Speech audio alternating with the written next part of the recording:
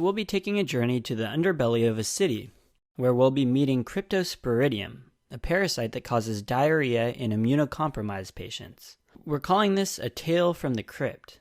Our backdrop is an underground, flooded crypt with vaulted ceilings and columns. In AIDS patients, Cryptosporidium causes severe, unrelenting diarrhea. In fact, it's the organism most commonly identified in HIV-positive patients with diarrhea. So we'll add our protagonist here, who has an immunocompromised cane, to remind you of the HIV-positive population. In the otherwise immunocompetent, it causes mild, watery diarrhea, so they escape relatively unscathed. When you hear AIDS and diarrhea, think Cryptosporidium. Don't confuse this with Cryptococcus, a fungus that causes meningitis, especially in the immunocompromised. So as you can see, our crypt is partially flooded with stagnant poop water, since crypto causes watery diarrhea. Now, Cryptosporidia are unicellular, partially acid-fast organisms. They complete their entire life cycle within a single animal, and in the process create oocysts that are released in the feces, which can then be transmitted fecal-orally. Those at risk would be people who swim in dirty water, campers, and people who work with animals. So our character is wearing a tired-looking cowboy hat and pink poncho.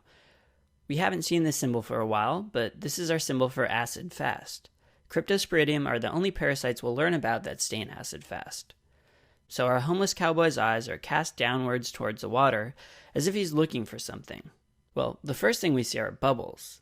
Bubbles are a recurring symbol for infectious cysts that get passed through watery stool. Giardia has similar bubbles in its sketch. But there ain't no money in bubbles.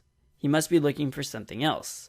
He's looking for these gems that are scattered throughout the water. More specifically, they're amethyst gems, which kind of sounds similar to acid fast, and they also look like acid fast. This is what Cryptosporidium looks like with acid fast staining, and you gotta admit, it kind of looks like little amethyst crystals floating around in water, right? Well, there's another aspect to these gems that I want you to pay attention to. Notice that they're all multifaceted. This is to represent how each oocyst is actually composed of 4 motile sporozoites, just waiting to be released once ingested.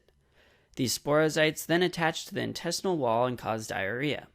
We'll draw this pipe in the back here that will remind you of the damage to the intestinal wall.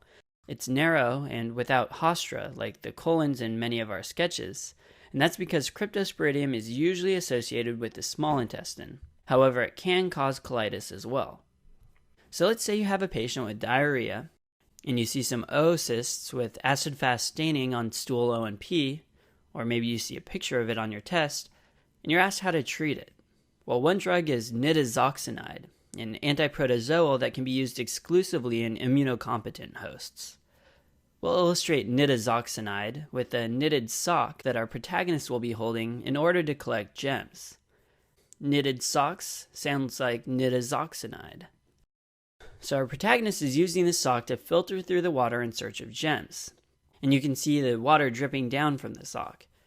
In a similar way, oocysts can be filtered out of the water supply, thus protecting people from infection. In fact, Cryptosporidium is highly resistant to chlorination, so filtration is an excellent option. Another drug that can be used is spiramycin, which is a macrolide antibiotic. Do you remember what our recurring symbol for macrolides were? Right, crows, for macrolide. Since spiramycin is a pretty unique drug, let's make these crows unique. We'll make them spirit crows. It's an underground crypt, so live crows wouldn't make sense. Spirit for spiramycin.